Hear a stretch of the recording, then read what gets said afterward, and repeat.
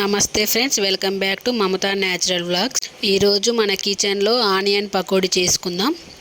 బయట బండ మీద దొరికేదానికన్నా మన ఇంట్లోనే ఇలా చాలా టేస్టీగా చేసుకోవచ్చు. అయితే దీనికి ఇంగ్రీడియంట్స్ ఏంటి అంటే, ముందుగా 2 మీడియం సైజు ఆనియన్స్ తీసుకొని ఇలా సన్నగా పొడుగ్గా కట్ చేసుకోవాలి. అలాగే ఒక 4 or 5 పచ్చిమిర్చి కూడా చిన్న చిన్న ముక్కలుగా కట్ చేసుకొని, ఇలా ఇంటి ముందున్న కరివేపాకు తీసి కొంచెం ఎక్కువ తక్కువ వేసుకోవాలి ఫ్రెండ్స్. ఎక్కువ తక్కువ కరివేపాకు ఉంటేనే చాలా బాగుంటుంది. అలాగే ఇందులోకి అల్లం వెల్లిపాయ పేస్ట్ వేసుకోవాలి. తర్వాత ఉప్పు వేసుకొని బాగా మిక్స్ చేసుకోవాలి. ఎలా అంటే దాంట్లో నుంచి వాటర్ మొత్తం బయటికి రిలీజ్ అయ్యేంత వరకు ఆనియన్స్ ఇలా పిసుకుతూ కలుపుకోవాలి ఫ్రెండ్స్. చూడండి, మంచిగా వాటర్ అనేటివి బయటికి వస్తూ ఉంటాయి. ఇలా బయటికి వచ్చాక దీంట్లోకి సరిపడంత శనగపిండి తీసుకోవాలి. ఎక్కువ తీసుకోవద్దు ఫ్రెండ్స్, ఎక్కువ తీసుకుంటే క్రిస్పీగా రావు. అలాగే కొంచెం పట్టించుకున్న బియ్యపిండి వేయాలి. కొంచెమే వేయాలి, ఎక్కువ వేసామనుకో మరీ కరకరలాడుతూ ఉంటాయి. ఈ రెండింటిని బాగా మిక్స్ చేసుకోవాలి. దీంట్లో వాటరే కొంతమందికి అయితే ఆనియన్స్ వాటరే సరిపోతూ ఉంటాయి. కొంచెం సరిపోకపోతే కొన్ని వాటర్ వేసుకోవాలి. వాటర్ వేసుకొని బాగా మిక్స్ చేసుకోవాలి. ఎలా అంటే మరీ జారుడు కాదు, మరీ గట్టిగా కాదు, మంచిగా పకోడీ వేసుకునేలాగా మంచిగా కలుపుకోవాలి. చూడండి నేను ఎలా కలుపుతున్నానో ఇలా కలుపుకోండి. ఒకసారి మన చేతిలోకి తీసుకొని ఈ పిండి అనేది పకోడీలాగా వస్తుందో రాదో కూడా చూసుకొని కలుపుకోవాలి. ఇగో చూడండి, నేను కలుపుకున్న విధానం మంచిగా పకోడీ వేసుకునేలాగా ఉంది. తర్వాతకి కడాయి పెట్టుకొని దానికి డీప్ ఫ్రైకి సరిపడంత ఆయిల్ వేసుకోవాలి.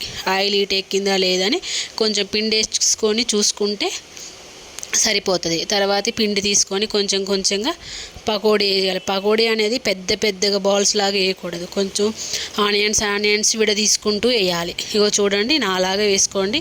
సూపర్ టేస్టీగా ఉంటుంది. బయట ఎక్కడ కూడా దొరకదు మీకు ఇలాంటి టేస్ట్ అనేది.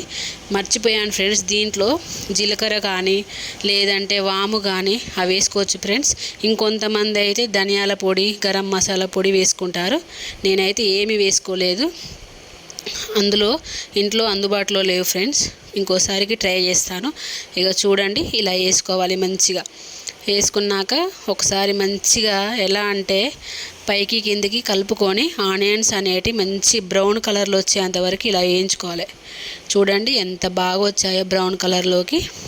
ఎక్కువ ఆనియన్స్ ఉండాలి, పిండి తక్కువగా ఉంటే ఇలా కరకరలాడుకుంటూ వస్తుంది పకోడీ.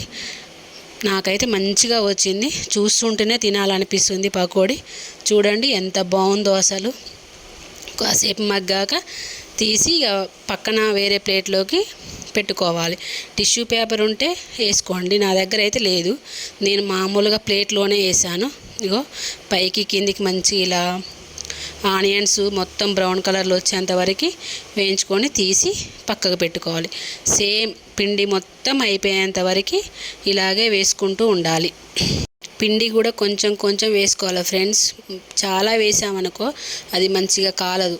ఇగో నేనైతే కొంచెమే వేసాను, ఒక పిరిగడి పిండితో వేసాను. మీరు కూడా అలాగే వేసుకోండి. ఇగో మళ్ళీ కూడా అదే రకంగా వేసుకుంటూ ఉండాలి. కొంచెం కొంచెం వేసుకోవాలి, ఎందుకంటే ఎక్కువ వేసుకున్నాం అనుకో బాగా మెత్తగా వస్తాయి. ఇలా కరకరలాడుకుంటూ రావు పకోడీ అనేది. మొత్తం ఇంతే ఫ్రెండ్స్, ఏమీ లేదు. ఎంత బిగినర్స్ అయినా ఇలా పకోడీ చూసి వేసుకోండి ఫ్రెండ్స్. నా స్టైల్లో చేయండి, అదిరిపోతుంది.